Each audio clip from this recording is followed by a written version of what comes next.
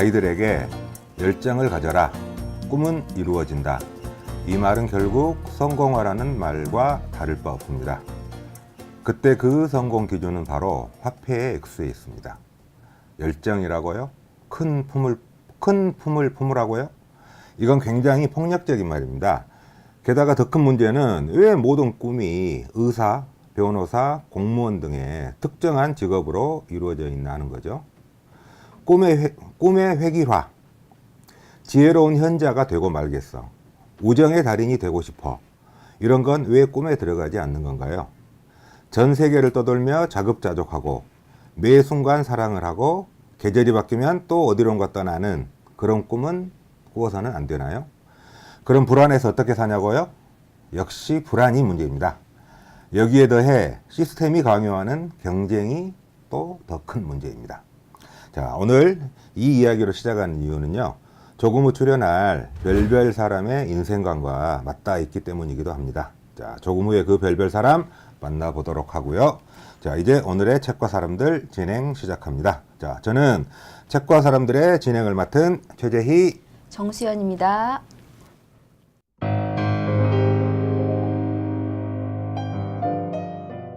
자, 오늘도 두 권의 책을 준비해 왔습니다. 네. 자, 오늘 준비한 책은 먼저 한 권은 이겁니다. 너무들 잘 아실 거예요. 그 장 그르니에라는 프랑스 작가가 쓴 섬이라는 아주 굉장히 유명한 산문집입니다.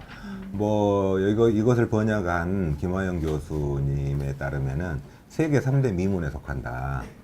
그리고 저도 어떻게 생각하냐면 제가 읽은 산문집 중에 가장 미문이라고 저는 그렇게 생각을 해요. 예. 그래서 장 그르니에가 쓴 섬 한 권 먼저 소개해드리고 그 다음에는 자 제1 한국인으로서 처음으로 도쿄대 동경대 정교수가 된 강상준 교수가 쓴 책이 있습니다. 그래서 먼저 이분은 고민하는 힘이라는 책으로 낙양의 직가를 올린 바가 있는데 이제 그 후속작으로 쓰신 게 살아가는 이유라는 그 책입니다. 그래서 오늘은 책은 조금 얇지만 무게감은 상당한 그런 책 두 권을 한번 소개를 해드려 보도록 하겠습니다. 자, 먼저 장 그르니의 섬.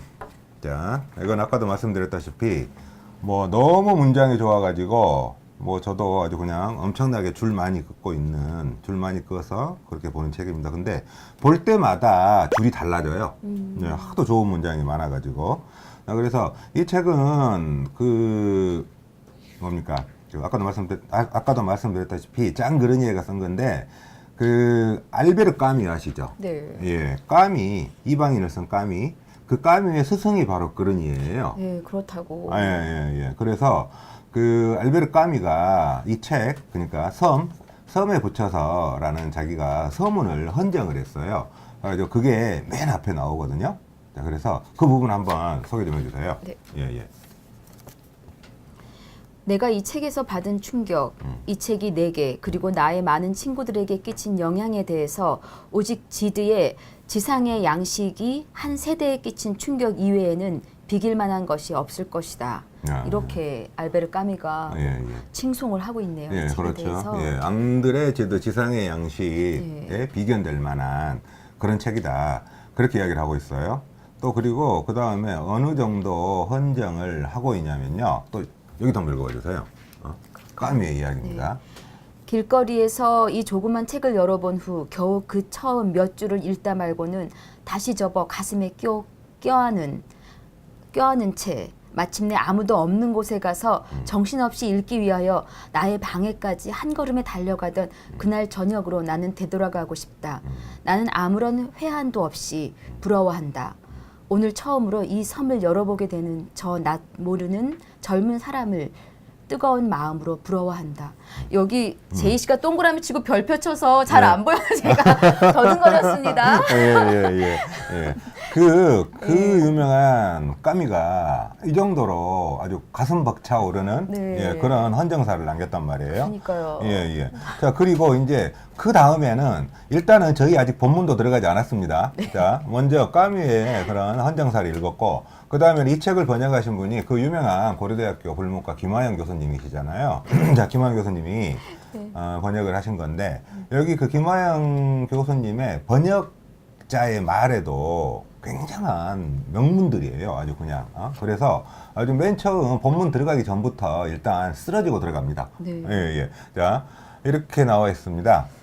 어떻게 이야기를 했냐면요. 김화영 교수는 자, 겨울 숲속의 나무들처럼 적당한 거리에 떨어져 서서 이따금씩만 바람 소리를 떠나보내고 그리고는 다시 고요해지는 단정한 문장들. 그 문장들이 끝나면 문득 어둠이나 무 그리고 무에서 또 하나의 겨울나무 같은 문장이 가만히 일어선다. 그런 글 속에 분명하고 단정하게 찍힌 구두점. 이건 뭐 정말 번역한 사람의 문장마저도 이렇게 아주 그냥 축해줍니다. 한마디로 말해서. 예. 이 섬은 정말로 읽고 또 읽고 읽고 또 읽고 그렇게 볼 때마다 달라지는 그런 책이에요. 예. 그러니까 항상 곁에 두고 생각나실 때마다 조금씩 읽어보시면 굉장히 도움이 되죠. 자, 그리고 이런 문장도 있습니다. 인생에 대해서 나와 있는데 그 짧은 황홀과 열정의 순간들은 여기저기 드문드문 찍힌 점들에 지나지 않는다. 그런 순간들은 너무나 드물고 너무나 빨리 지나가는 것이어서 어떤 상태를 이루지 못한다. 이런 이야기도 나오고 그런단 말이에요. 책의 제목을 섬이라고 네. 했는지도 네. 점점 드러나는 것 같아요. 예. 그래서 이 작가가 왜 섬이라고 했는지 그 말이 여기에 잠깐 나와 있어요. 그걸 한번 봐보시면은 도움이 될 거예요. 섬들을 생각할 때면 왜 숨이 막히는 듯한 느낌이 되는 것일까? 난바다의 시원한 공기며 사방의 수평선으로 자유스럽게 터진 바다를 섬 말고 어디서 만날 수 있으며 육체적 황홀을 경험하고 살 수 있는 곳이 섬 말고 또 어디에 있겠는가? 그러나 우리는 섬에 가면 격리된다. 섬의 어원 자체가 그렇지 않은가? 섬 혹은 혼자뿐인 한 인간, 섬들 혹은 혼자씩일 뿐인 인간들.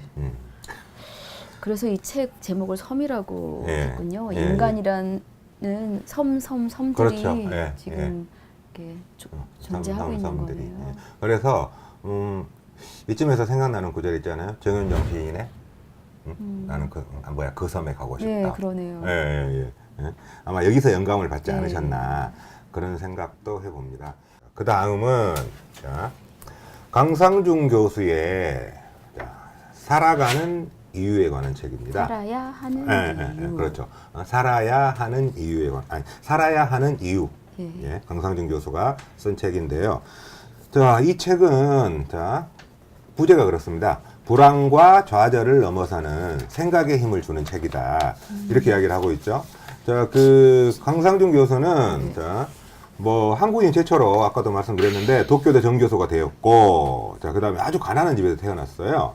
그런데 뭐 지금이야 뭐 굉장히 뭐 아주 일본에서도 오피니언 리더격이 그런 되는 아주 유명한 그런 교수입니다. 그리고 아주 팬덤을 많이 확보하고 있는 그런 지식인이기도 합니다. 그래서 이 책은 책 소개에 이렇게 나와 있어요.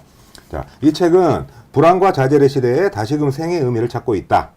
강상중은 일찍이 근대적 삶의 의미를 궁구한 일본의 국민작가 나스메 소세키와 강상중 교수가 굉장히 나스메 소세키를 좋아하세요. 보면은 다른 책을 보더라도 그 다음에 독일의 사회학자 막스 베버 그리고 심리학자 빅토르 에밀 프랑크 윌리엄 제임스 등의 치열한 고민과 통찰을 들려주고 근대라는 특수한 시대적 조건에 처한 개인들의 불안한 삶을 응시하며 살아가는 이유를 설명을 해주고 있습니다. 자, 그래서 이 책에는 보면 이제 어떻게 구성이 되어 있냐면요. 사람은 왜 살아가는가? 그 다음, 왜 이토록 고독한가? 5가지 고민거리.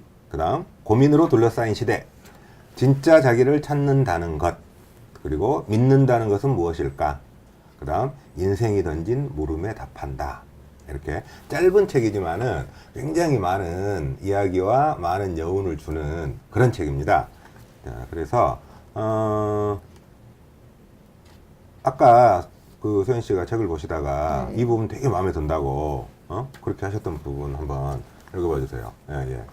그래서 아니, 진짜 자신을 찾는다는 것. 진짜 자신을 찾는다는 것. 예, 예, 예. 과연 네. 그것이 무엇인가에 대해서 아주 명료하게 쓴 책이 있어요. 쓴 부분이. 중요한 것은 자신의 진가, 자기다움을 발휘할 수 있는 특별한 뭔가를 발견하고 그것에 집중하는 일이라는 말이지요.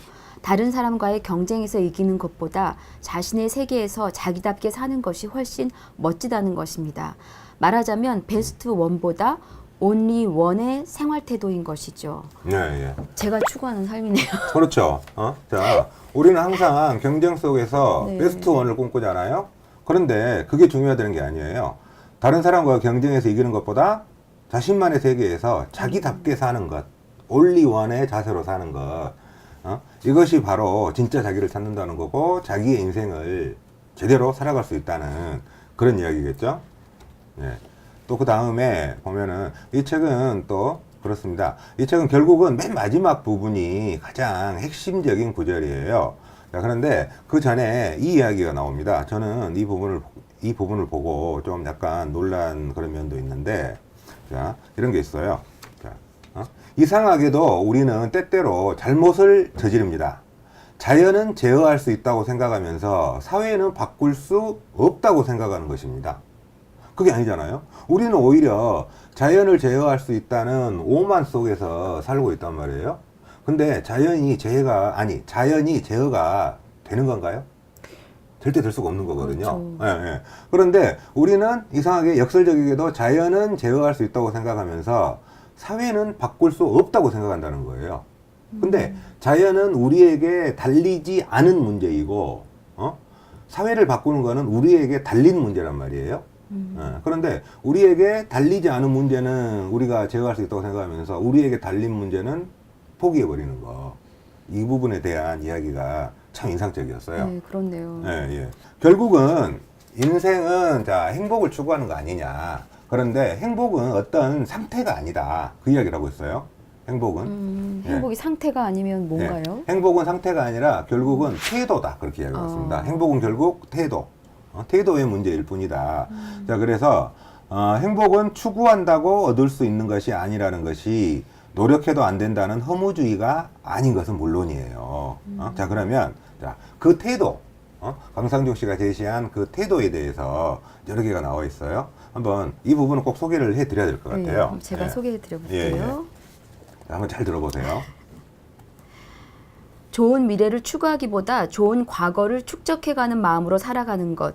두려워할 필요도 없고 기가 죽을 필요도 없이 있는 그대로의 자신으로도 괜찮다는 것. 지금이 괴로워 견딜 수 없어도 시시한 인생이라고 생각되어도 마침내 인생이 끝나는 1초 전까지 좋은 인생으로 바뀔 가능성이 있다는 것. 특별히 적극적인 일을 할 수 없어도 특별히 창조적인 일을 할 수 없어도 지금 거기에 있는 것만으로 당신은 충분히 당신답다는 것. 그러니 녹초가 될 때까지 자신을 찾을 필요 같은 건 없다는 것. 그리고 마음이 명령하는 것을 담담하게 쌓아나가면 나중에 돌아보았을 때는 저절로 충분히 행복한 인생이 되어 있을 것이라는 것 등등 이러한 태도가 아닐까요? 라고 말하고 있습니다. 예, 예. 그 방금 이야기했던 것들, 네. 이런 것들을, 이런 태도를 견지하는 것이 바로 행복이다. 오늘 제가 책 두 권 소개해 드린 거는요, 자, 장 그르니의 작가, 유명한 작가죠. 까미의 스승. 자, 세계 3대 미문에 속한다는 그런 유명한 산문집입니다. 그래서 장 그르니의 섬하고요. 그 다음에 불안과 경쟁과 고민의 시대에 우리가 어떻게 대처할 수 있을 것인가. 그런데 이거는 그냥 말 그대로 쉬운 자기 개발서가 아니라 정말로 치열하게 자기 인생을 돌아보고 한번 생각할 수 있게 만들어주는 그런 철학적인 질문을 많이 던져주고 그렇게 또 그에 대한 해법을 제시하는 그런 책입니다. 그래서 차분하게 읽어보시면은 많은 영감을 얻으실 수 있는 책이라고 생각을 해서 이 책을 소개해 드리게 됐습니다. 자, 오늘의 책 두 권 소개는 여기에서 마치도록 하겠습니다.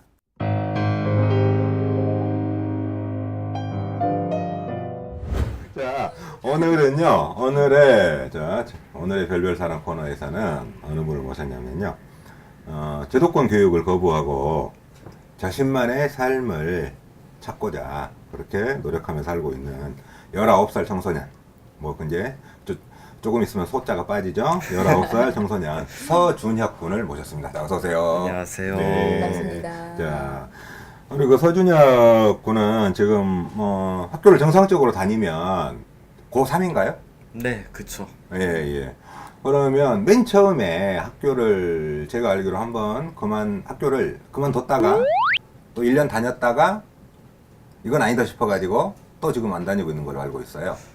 그쵸? 제가 중학교를 졸업하고 나서 예, 바로 고등학교 입학을 하지 않고 예, 이제 서울에 올라가서 네. 제가 그때 또 프로그래밍 쪽에 빠져가지고 컴퓨터 프로그램이? 네, 예, 예. 학교를 다니지 않고 한번 그걸 배워보겠다 네. 해서 서울에 올라가서 음. 1년 동안 공부한다는 명목으로 놀고 아까 좋아. 빠져서라는 단어를 쓸 때부터 제가 알아봤어요. 놀고. 저 단어를 쓰면 안 될 텐데 했는데. 해남 내려와서 예, 역시. 고등학교를 다시 다녀볼까 해서 예. 해고를 해남고? 네, 해남 고등학교를 진학을 했는데 예, 제가 중학교를 대안학교를 다녔었어요. 예, 예. 초등학교도 분교 막 학생 수 많은 그런 학교는 아니었고요. 예. 그래서 뭐 굳이 따지자면 해고 같은 학교가 거의 처음이었죠. 아, 그래서 한 1년 다녀봤는데 예. 아니더라고요. 역시 저한테는 너무 안 맞았어요. 그러면 일단은 뭐 저 같으면 솔직히 불안해서 못 그만둘 텐데 솔직히 말해서 그렇게 용기를 내야 될 일 같아요. 저는 친구들은 다 학교 다니고 그러는데 나 혼자 뭐 그리고 요즘에 남들 다 나오는 고등학교인데 그쵸. 근데 뭐 대학 안 간다는 건 조금 이해가 되기도 하지만 고등학교를 거부한다는 것 그런 결정은 쉽지는 않았을 텐데 뭐 부모님의 반대는 없었나요?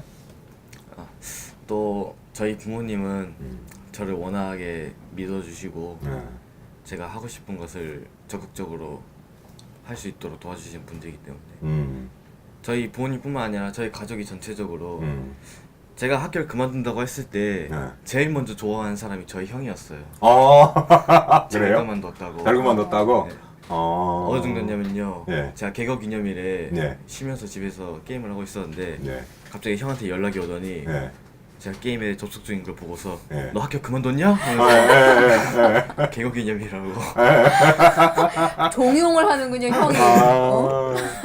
자, 참고적으로 서준혁 군의 어머님은 또 선생님이세요. 예, 아주 그냥 아주 사고가 개방되신 그런 선생님이시기도 해요. 저희 아까 말했듯이 네, 저희 예. 청소년 극단의 아주 제1의 예. 1인자인데 정말 그건 어디서 성실하고 나온 말이죠? 내 마음속에서 나온 말인데 참 성실하고 자기가 이거다 싶은 일에 대해서는 그 시간 약속이며 아니면 거기에 대한 태도며 이런 것이 굉장히 진지하면서 성실해요. 그렇죠. 예, 그래서 그런 면에서 정말 칭찬해주고 싶어요. 자, 그러면 학교를 지금 안 다니면서 이제 뭐 지금은 뭘 하고 계세요? 요즘은 뭘 하며 지내시나요? 요즘에는 이제 알바를 하고 있는데요. 이제 알바를 하게 된 이유가 있어요. 네. 제가 처음에 학교를 그만두고 한 달, 2달간은 그냥 집에서 놀았어요. 이제 원래 계획은 뭐 사람들도 만나고 여기저기 여행도 가는 거였는데 이제 금전적인 문제가 있는 거죠. 그렇죠. 차비가 아무래도 여기저기 돌아다니 보면은 은근히 많이 나오더라고요. 또 거기 가서도 밥도 먹고 그럴 테니까.